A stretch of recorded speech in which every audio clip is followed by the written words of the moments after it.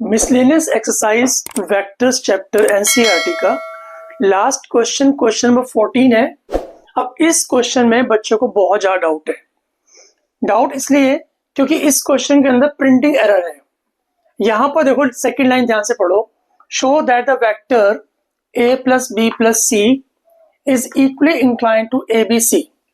अब यहां पर किसी किसी बुक के अंदर इस a प्लस बी प्लस सी की जगह c dot D is equal to 15 दिया हुआ है, वो ठीक कर लेना। c डॉट डी 15 हटा करके वहां पर लिख दो vector a plus vector b plus vector c। अब क्वेश्चन स्टार्ट करते हैं। क्वेश्चन में देखो फर्स्ट लाइन क्या लिखा हुआ है, if A B C are mutually perpendicular vectors, मतलब a b c जो है ना तीनों के तीनों आपस में परपेंडिकुलर है। मतलब वेक्टर a जो है वेक्टर b के परपेंडिकुलर है, ऐसे ही वेक्टर b वेक्टर c के परपेंडिकुलर है and vector c vector a के परपेंडिकुलर है ऑफ इक्वल मैग्नीट्यूड्स, यानी कि उनके जो मैग्नीट्यूड्स हैं वो भी आपको इक्वल दिए हुए हैं। ठीक है, आगे ध्यान से देखो। आपको पता है कि जब दो वेक्टर्स परपेंडिकुलर होते हैं तो उन वेक्टर्स का डॉट प्रोडक्ट 0 के इक्वल होता है।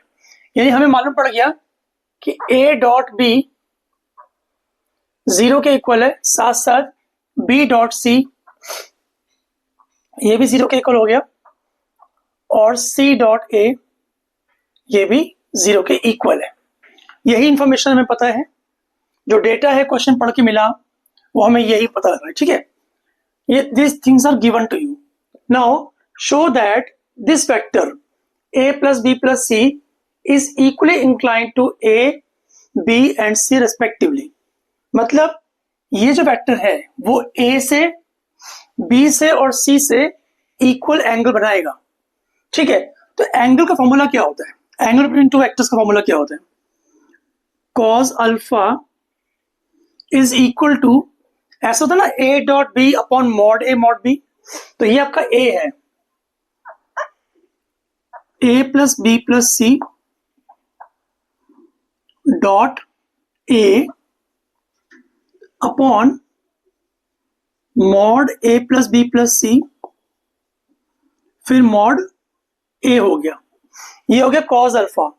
अब निकालेंगे cos बीटा और लास्ट में अगर cos alpha cos beta cos gamma same हो गए तब हम बोलेंगे कि our vector this vector is equally inclined to a b c। Okay, so cos beta check करते हैं। ये होगा vector a plus vector b plus vector c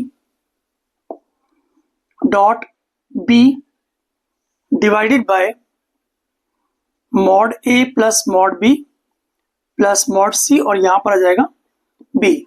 इसी तरह से हम निकालेंगे cos गामा, यानी कि इस वेक्टर और c वेक्टर के बीच का एंगल, तो हो जाएगा cos gamma is equal to a plus B plus C dot c upon mod a plus mod b plus mod c और इसके बाद यहां पर आ गया c वेक्टर। ठीक है, आगे बढ़ते हैं। a वेक्टर को a वेक्टर से डॉट प्रोडक्ट करेंगे तो क्या आएगा, a डॉट a यानी मॉड a का स्क्वायर। ऐसे ही b डॉट a आएगा, इसके बाद आएगा c डॉट a। नीचे सबके सेम ही रहेगा, देखते हैं क्या आता है। नीचे आ गया a plus B plus C फिर a का मैग्नीट्यूड। ऐसे यहां पर चेक करो, a को b से करेंगे तो a dot b plus b mod का square plus c dot b upon mod of a plus b plus c और b, और इसके बाद लास्ट में हम करेंगे a dot c plus b dot c plus c mod square upon mod of a plus b plus c और यहां पर आएगा वेक्टर c का मैग्नीट्यूड। ठीक है, इतना ठीक से आ गया। अब देखो आपको दिया हुआ है a डॉट बी 0 के इक्वल है, b डॉट c 0 के इक्वल है, सी डॉट ए जीरो के इक्वल है। यानी कि हर एक टर्म, हर एक एंगल में से हम लोग B dot A, C dot A dot B, C dot B, A dot C और बी डॉट सी को जीरो के इक्वल कर देंगे। हमारे पास बचा क्या ऐसे करने से? ऊपर आ गया मॉड ए स्क्वायर और नीचे आ गया mod of A plus B plus C और मॉड ए। ध्यान से देखो, ये मॉड ए और एक पावर कट जाएगी तो हमारे पास बचेगा क्या? Mod A upon mod of A plus B plus C.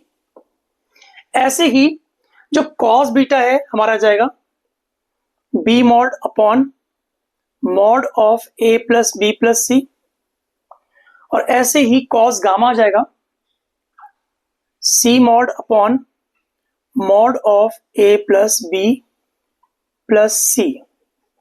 अब कंपेयर करते हैं कि कॉस अल्फा जो हमारा ये आया है mod of A upon mod of A plus B plus C, cos beta आया है mod of B upon mod of A plus B plus C और ऐसे ही कॉस गामा आया है mod C upon A plus B plus C.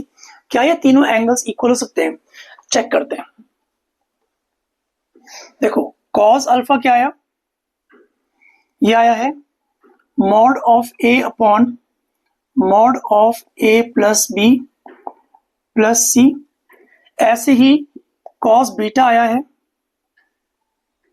Mod of B upon mod of A plus B plus C और ऐसे ही हमारे पास जो cos gamma है वो आया है mod C upon mod of A plus B plus C.